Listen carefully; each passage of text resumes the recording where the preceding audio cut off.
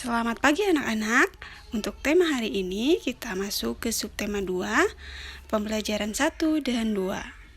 Di pembelajaran 1 ada muatan bahasa Indonesia ya, masih tentang puisi. Nah, untuk hari ini yaitu cara membuat puisi ya. Puisi ini kan salah satu bentuk karya sastra yang menggunakan kata-kata indah dan penuh makna ya. Kamu bisa membuat puisi, menulis puisi ya. Yang pertama ya, tentukan dulu temanya. Tema puisi ini adalah topik utama atau gagasan pengarang dalam membuat puisi. Misalkan temanya tentang cita-cita ya. Tema puisi ini dapat membantu pengarang untuk membuat puisi tetap sesuai dengan ruang lingkupnya. Kemudian setelah menentukan tema, lakukan observasi ya. Observasi ini manfaatnya untuk mengembangkan imajinasi dan mendapatkan inspirasi ya.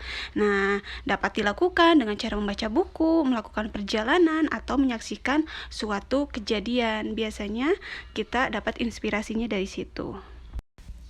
Kemudian untuk membuat puisi dengan mudah ya, yang pertama itu tentukan tema puisi yang disukai ya. Kemudian siapkan alat tulis, kemudian lakukan observasi ya.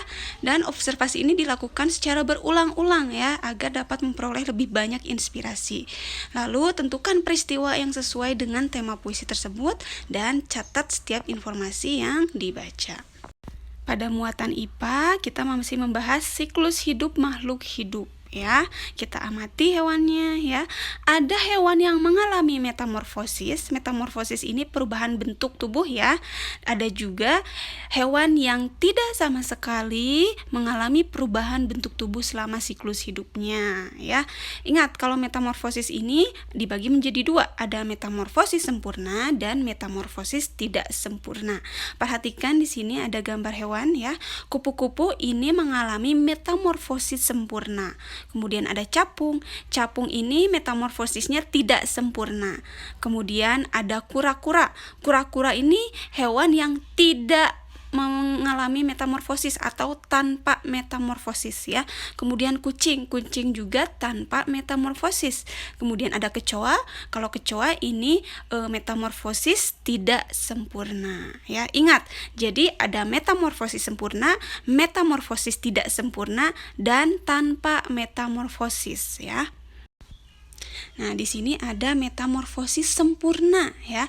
Metamorfosis sempurna ini terdapat perbedaan bentuk tubuh hewan ya saat lahir dengan bentuk dewasanya ini beda ya. Kemudian kalau metamorfosis sempurna itu ada tahap pupa atau kepompong dalam siklus hidupnya. Contohnya ini kupu-kupu, dari telur berubah menjadi kepompong atau pupa, kemudian ulat ya atau larva, dan berubah menjadi kupu-kupu dewasa. Berbeda sekali ya, dari saat bertelur, menetas sampai dewasa ini bentuknya berbeda. Nah, ini yang dinamakan metamorfosis sempurna. Kemudian ada metamorfosis tidak sempurna. Ini pertumbuhan dan perkembangannya ya ini sama ketika lahir hingga dewasa, bentuk tubuhnya sama seperti bentuk tubuh dewasa. Kemudian kalau pada metamorfosis tidak sempurna ini tidak melalui tahap kepompong atau tidak melalui tahap pupa ya. Contohnya belalang. Di sini belalang dimulai dari telur, kemudian menetas menjadi nimfa 1, nimfa 2, nimfa 3. Nimfa ini adalah hewan muda yang mirip dengan hewan dewasa. Kemudian tumbuh menjadi belalang dewasa. Nah, ini tidak mengalami perubahan bentuk kan, sama. Ini dinamakan metamorfosis tidak sempurna. Pada pembelajaran 2 ada muatan bahasa Indonesia, yaitu tentang menentukan pilihan kata dalam membuat puisi. Saat kamu nulis puisi, gak usah mikirin gimana caranya agar puisi kamu dinilai indah oleh orang lain ya. Jadi semua puisi ini pada dasarnya penuh makna dan indah. Tapi supaya lebih terlihat indah, kamu bisa menggunakan kata kiasan atau kata pilihan ya. Cara menentukannya yaitu dengan mencari kata yang memiliki kesamaan arti atau sinonim. Contoh, kata indah punya arti yang sama dengan kata elok. Kamu bisa pakai kata elok dalam puisi kamu agar terlihat lebih indah ya. Nah, kemudian kamu juga harus memperhatikan hal-hal berikut untuk memilih kata dalam membuat puisi ya, yaitu gunakan kata yang maknanya positif, kemudian gunakan kata atau ungkapan pujian ya untuk sesuatu yang indah, gunakan kata-kata yang santun, Hindari penggunaan kata yang sifatnya menjelekan, mengejek, atau menghina. Kemudian gunakan kata-kata yang memiliki kemiripan bunyi ya, agar puisinya ini terlihat lebih indah saat dibaca. Misalnya keluh kesah atau canda tawa ya. Yang terakhir, gunakan perumpamaan tentang objek yang ingin kamu ceritakan. Misalnya, dokter yang menangani orang sakit bisa diumpamakan dengan tangan yang selalu mengulur. Seperti itu ya. Pada pembelajaran 2 ada muatan SBDP, yaitu tentang tari kreasi daerah. Ini adalah tari tradisional yang gerakannya ini dikreasikan sesuai adat istiadat setempat. Contoh, ada tari merak ya dari daerah Jawa Barat ya.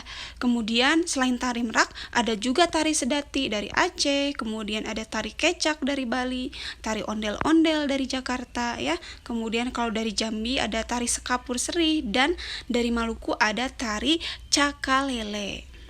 Pada muatan IPA yaitu tentang manfaat makhluk hidup bagi lingkungan sekitar ya.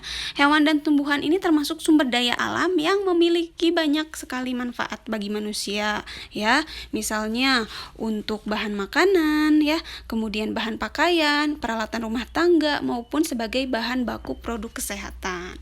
Di sini ada contoh gambarnya ya. Kapas ya, berasal dari sumber daya alam tumbuhan, dijadikan sebagai pembuatan kain katun. Kemudian padi sebagai makanan pokok ya, kemudian ada kayu jati ya dari pohon sebagai bahan bangunan dan perabot.